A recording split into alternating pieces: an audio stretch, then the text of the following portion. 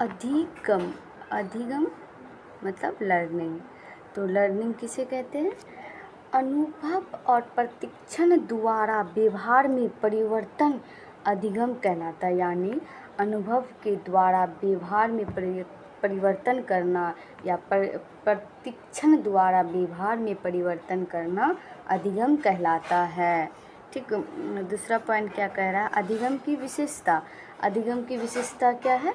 तो आप अधिगम की विशेषता आपका है, बच्चे स्वाभाविक रूप से अधिगम के लिए प्रेरित और सक्षम होते। यानी सारा बच्चा स्वाभाविक रूप से अधिगम के लिए प्रेरित और सक्षम होते। अधिगम एक कर्मिक सतत और आजीवन चलने वाली प्रक्रिया है। यानी अधिगम जो है वो कर्मिक सतत और आजीवन चलने वाली प्रक्रिया है। क्यों? क्योंकि बच्चा जन्म से लेकर मृत्यु तक कुछ ना कुछ सीखते रहता है, इसीलिए अधिगम एक सतत और आजीवन चलने वाली प्रक्रिया है। अनअधिगम भी एक अधिगम है। अनअधिगम भी सीखने की एक प्रक्रिया है। क्यों?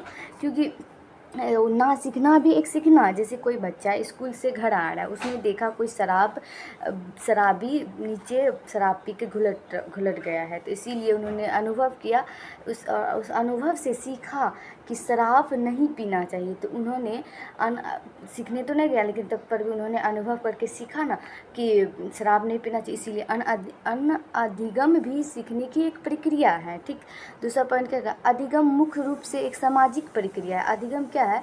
मुख्य रूप से एक सामाजिक प्रक्रिया। सामाजिक प्रक्रिया क्यों? क्योंकि हम अधिगम समाज में ही रहकर सीखते हैं, इसीलिए अधिगम मुख्य रूप से एक सामाजिक प्रक्रिया है।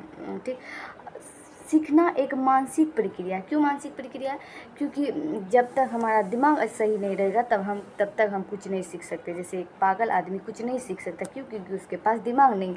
और कोई इंसान कुछ क्यों सीख लेता? क्योंकि उसके पास दिमाग है। इसीलिए अधिगम या सीखना एक मानसिक प्रक्रिया है। ठीक, दूसरा पॉइंट क्या कह रहा है? दूसरा पॉइंट आपका कह रहा है, शिक्षार्थियों के अंदर जब तक तत्परता नहीं होगी, यानी जब तक अधिगम के लिए तैयार नहीं होगी शिक्षार्थी, तब तक हम कुछ नहीं सिखा सकते हैं।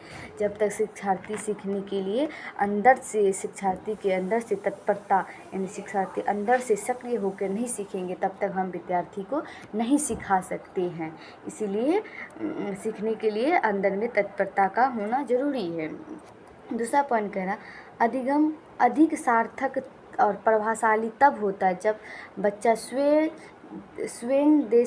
यानी स्वयं से सीखता है। जब बच्चा स्वयं सीखता है तब अधिगम ज़्यादा सार्थक और प्रभावशाली होता है। पूर्ण ज्ञान को नए ज्ञान से जोड़ना भी अधिगम को बढ़ावा देता है। क्यों बढ़ावा देता है पूर्ण ज्ञान को नए ज्ञान से जोड़ने में भी अधिगम? क्योंकि जैसे गिलास में थोड़ा पानी है और उसमें और थोड़ा पानी जो दे दिया जाने से उसकी पानी गिलास में ज़्यादा हो जाती है। इसीलिए बच्चे के अंदर जो थोड़ा सा ज्ञान है उसमें और थोड़ा ज्ञान दे देने से बच्चे के अंदर ज्ञान धीरे धीरे बढ़ते जाएगा। इसीलिए पूर्ण ज्ञान को नए ज्ञान से जोड़कर पढ़ाना चाहिए। दूसरा पॉइंट क्या कह रहा है?